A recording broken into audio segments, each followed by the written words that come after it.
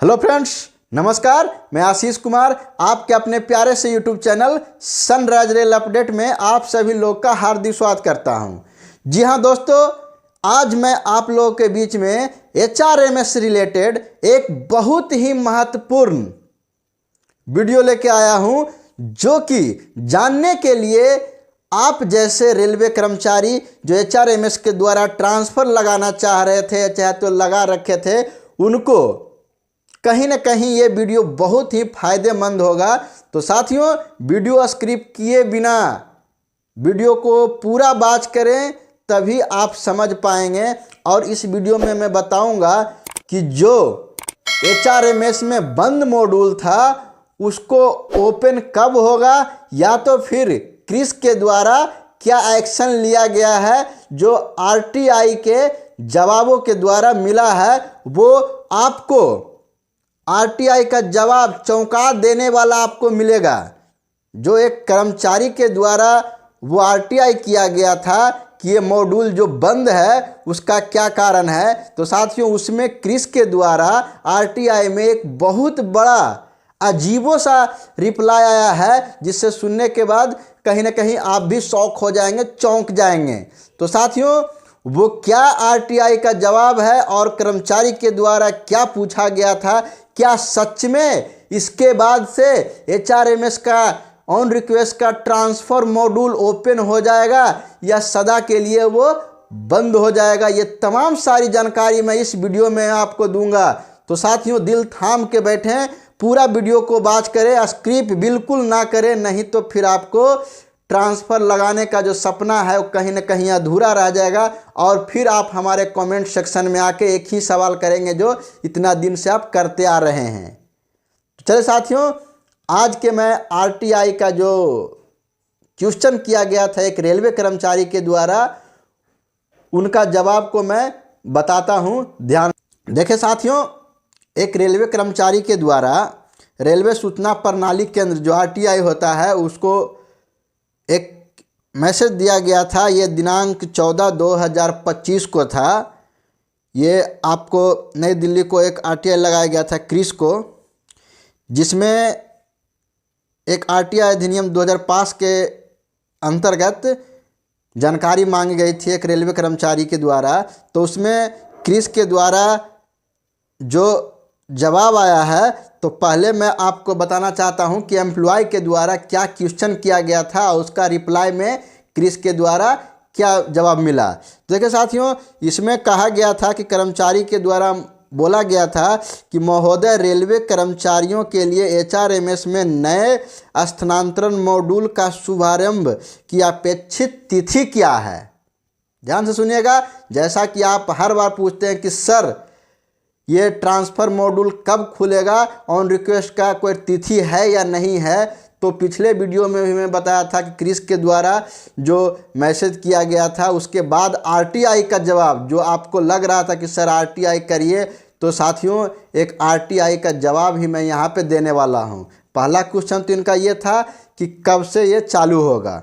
दूसरा क्वेश्चन इनका ये था, दूसरा क्वेश्चन था कि HRMS में स्थानांतरण मॉड्यूल 2 या 3 महीने से लगभग बंद है, नए आवेदन की वरिष्ठता रख रखाव के लिए क्या किया जाना चाहिए। इनका दूसरा क्वेश्चन था कि जो HRMS स्थानांतरण का जो ट्रांसफ़र का मॉड्यूल है लगभग 2-3 महीनों से बंद है, तो इसमें नए आवेदन वाले की क्या सीनियरिटी दिया जाएगी, क्या वरिष्ठता दिया जाएगी, इसके ऊपर हमें जानकारी चाहिए। ये एम्प्लॉय के द्वारा क्वेश्चन किया गया था। तो देखिए अब जो है HRMS के द्वारा रिप्लाई मिला है वो सुनिएगा। HRMS देखिए वो बोलते हैं कि HRMS के ट्रांसफ़र मॉड्यूल को अपग्रेड किया जा रहा है और ट्रांसफ़र मॉड्यूल के पुराने संस्करण से मौजूदा डेटा को नए संस्करण में स्थानांतरित किया जा रहा है। इसलिए नए RTI आवेदक को फिलहाल रोक दिया गया है जब तक कि डेटा को नए संस्करण में स्थानांतरण नहीं कर दिया जाए। देखिए साथियों, इसमें कहा गया है कि क्रिस के द्वारा कहा गया है कि HRMS के ट्रांसफ़र मॉड्यूल को अपग्रेडेशन मतलब जो था उससे अच्छा करने के लिए उसको नया मॉड्यूल का रूप दिया जा रहा है। तो उसमें कहा गया है कि उसके लिए भी जो पुराने डाटा हैं, पुराने संस्करण में, पुराने सॉफ्टवेयर में, उसको हटा के नए सॉफ्टवेयर में अपडेट किया जा रहा है। और जैसे ही अपडेट होता है तो फिर आपके लिए किया जाएगा। लेकिन फ़िलहाल में आवेदन को इसलिए रोका गया है कि ताकि पुराने जो अपडेट्स हैं वो उस पर ट्रांसफ़र हो जाए नए मॉड्यूल पे। उसके बाद कहा गया है साथियों कि नए RTIC आवेदक को प्रस्तुत करना जल्द ही खोला जाएगा, जब मौजूदा डेटा को नए संस्करण स्थानांतरण कर दिया जाएगा और नए आवेदन को वरिष्ठता की प्राथमिकता स्वचालित रूप से ट्रांसफ़र मॉड्यूल में नए संस्करण के कैम्बर से हो जाएगा। देखिए ये क्या कह रहा है कि मैं जल्द ही नए मॉड्यूल को लॉन्च कर दूंगा। जैसे ही पुराना संस्करण से जितना भी आवेदन की सीनियरिटी है या जो भी फॉर्म है उसको नए पे डाल देंगे तो ऑटोमेटिकली हम नए को अपग्रेडेशन करके लॉन्च कर देंगे, जल्द ही खोल देंगे। और ये भी कह रहा है कि जो नए आवेदन की वरिष्ठता है प्राथमिकता व स्वचालित रूप से ट्रांसफ़र मॉड्यूल में अपडेट कर दिया जाएगा। जो पहले से लगा रखे हैं उनको पहले की सीनियरिटी मिल जाएगा, जो पहले से लगा रखे हैं नया पे जाने के बाद ऑटोमेटिकली वो सीनियरिटी मिल जाएगा।